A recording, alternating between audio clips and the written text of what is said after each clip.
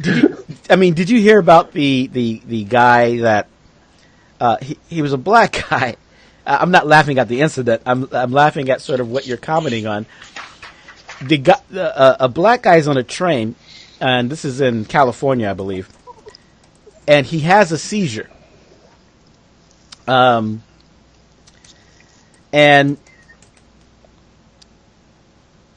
so he passes out, and let me bring this up on the on the screen. And so this white guy here, if you can see him here, he pulls the guy out of the train who has a seizure, puts him on the platform because he doesn't. And the guy, his pants are down, he's naked. The guy pulls up his pants and everything else, and because he doesn't want to be late getting home. Now the paramedics had already been called. A black guy films this guy pulling, this guy off the train, dragging him off, and starts recording him and saying, "Why are you pulling him off? This is some white people shit. This is what you do because you can get away with it because you just want to get home." No one else was upset about this.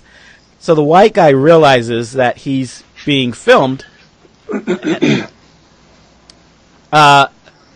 me go ahead and play just a little bit of it. And so he tries to make it look good by saying, "Hey, this guy needs a paramedic." The paramedic had already been called. Everybody was just waiting for them to arrive. He drags the guy off. So let me take a quick look at this. But this is built on, like you said, some bad mojo, some bad energy. On the train, and this white boy. Somebody please hold the door. Jaw-dropping video. The energy's so bad it stopped the playing of the video. You cursed yourself. An unconscious You're just summoning bad energy. Press that button. Blue line. Dude just had a seizure. But this white boy is gonna drag him off the damn so he don't miss his ride. The voice you hear on the video is this man. He asked us to call him Billion. Once I finally figured out what was happening, it was real unacceptable. Billion says the unconscious man had thrown up on the train before collapsing and still had a medical wristband on. In the top part of his head, he had a hole, but he also had metal staples in his head. Looked like he was fresh out the hospital. Billion claims the drama all started when he heard passengers confronting the man in the suit. He went over to check it out and saw the man on the ground. I still wasn't aware that the white guy had actually, from what people were saying, he had pulled the person who had passed out from his seat over to the ground. He says that's when the guy in the suit started dragging the man off the train right in front of him. So he pulled out his phone. So we all initially responded, telling him to get his hands off on whatever, and the guy's pants fell all the way down, so he was naked.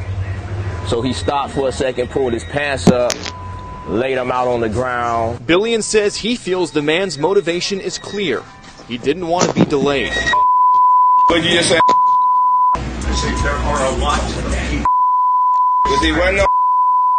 The suited man eventually went outside to check on the man. Bro, are you responsive? But to Billion, that man had already revealed what his priorities were. This man's life could very likely be in danger, and you worried about getting home or wherever you headed, as opposed to maybe having to take an extra 20 minutes to allow paramedics to show up.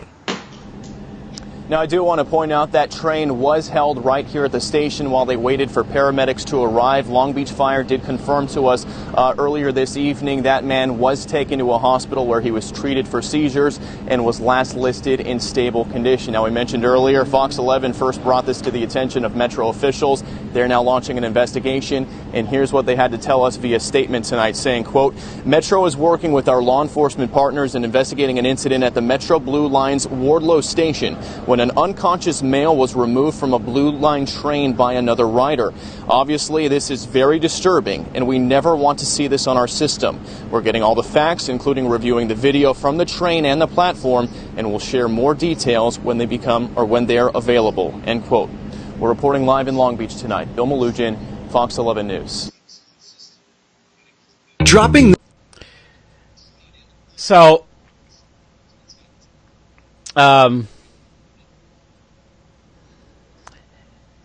you're probably listening to it on delay.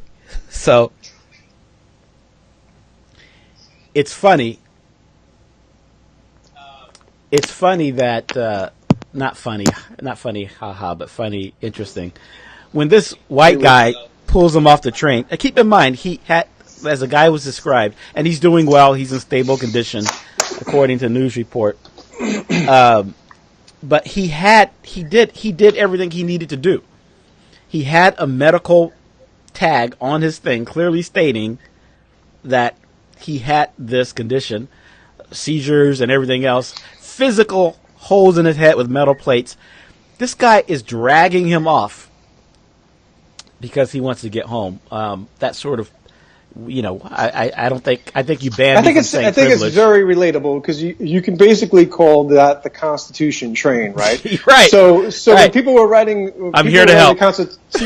People were writing the Constitution. They dragged black people and women off the train and then wrote the document.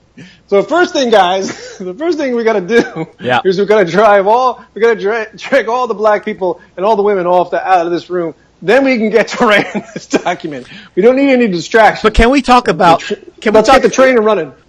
Can we talk about how awkward? To me, it was so awkward when this rigid, stiff business suit guy drags this, in his mind, expendable trash, right, off onto the side. Yeah, fuck it. So he goes up to him and he starts doing that fake act where he's like, "This guy needs a paramedic," right?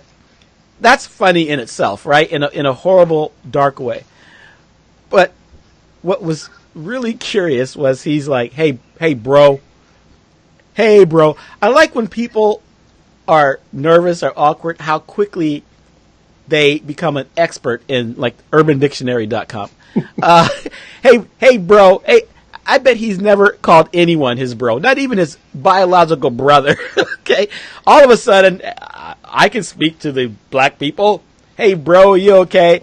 I mean, I don't know. I don't know. I would, and I'm no better than anybody else, but I'm a black person. I probably would have said, hey, sir, or what's your name? If maybe, hey, man, but maybe I would have said, hey, bro. I mean, there's nothing wrong with using bro. It just seems to be, in his mind, he was like, oh, I got this. I'll show, I'm being filmed. I'll show the world that I'll touch him. I'll gently touch him and wash my hands with sanitizer later. And then I'll call him, hey, bro, you okay? This man needs a paramedic. I mean, and the Oscar goes to, I just thought it was one of the most strange, awkward scenes, but it speaks to your constitutional privilege of that's how they think. We're going to make a constitution and we're going to make sure we take care of the slaves and we're covered. Maybe we'll make some amendments, but we covered women, what they need to do based upon what we've told them, and the blacks and all this stuff. Everything's fine and we're a happy document. No. In this guy's mind, he put him safely on the platform. He can go home. No harm, no foul. And if we need to ratify this later, we will. We'll do it in 1992. Well, that's why I'm saying, the Constitution needs a reboot, from an energy standpoint, from a historical standpoint. Yeah.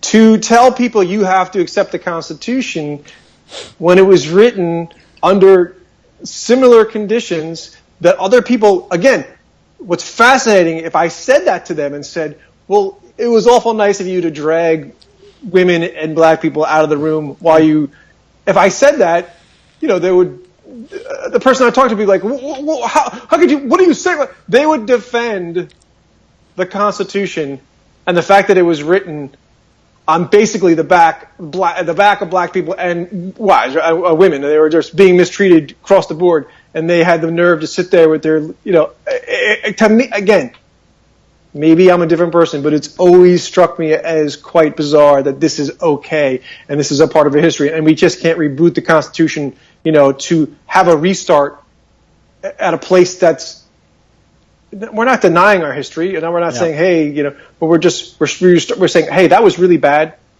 We need to start over again. We need to start fresh and clean with a fresh energy, and we need to move on. Mm-hmm. And again, I don't know where I missed. Well, you're sort of commenting on the statue issue as well, but well, I missed the energy part where this guy says bro. But again, what's funny just about when he's life just when he's tapping him and he's like, "Are you okay?" You can see his mind working because he's a business leader. He's a thinker, right? So he's like, all I got to do is touch him, say bro, and say he needs a paramedic. And I can't. There's nothing. I can't be racist or anything, But I'm surprised again in this day and age that more people are getting away with more things, because I would have thought in this day and age more and more people are being recorded without them knowing it, like just audio or video. I mean, if you want to see someone's behavior change, record them. If you want things documented, record it. I mean, again, with all these guys, I think more guys need to be caught talking inappropriately on audio, so guys are like, you know what, I can't do this stuff anymore. I gotta check myself because someone's going to record me. I don't know what it's going to take to have people change their behavior. I only believe that shame is going to be part of it. That's why I said last time we talked about Charlottesville. Record those guys, dox those guys, put those guys saying, you got to shame people now. If I was in a bus accident, just and this isn't completely related, and I didn't record right after the bus accident. Oh gosh, am I still up? Yeah, I'm still up. My wife is trying to call through. So I didn't it's just frozen. I didn't. So I didn't record. I didn't record what happened prior. So after the accident, when I was inside the bus, I should have took out my phone and I should have started to record what happened. I thought, that would be bad etiquette. Well, they didn't have me down on the police report. They tried to make it seem like I wasn't in the bus at the time of the accident. So I use the word behoove, but I think it's a good idea for people to start thinking about video. I mean, it's weird how video and recording is not an idea. I behoove you. Well, sir, let's write this count down. Yes, sir, I shall punish your face repeatedly with my fisticuffs. Now we have the blacks and the wives and the women. Hello, kind bro, sir. Have all the blacks and women been dragged out of the room? Let's commence the writing of this fine Constitution. Hear thee, this man requireth a paramedic. Yo, bro, what's up, man? I thought I was doing us all a favor, man. I was just dragging a guy off the train, yo. What's up, kid? Wow, your accent was so accurate. It's like, what they call it with the robots? They get into the uncanny valley.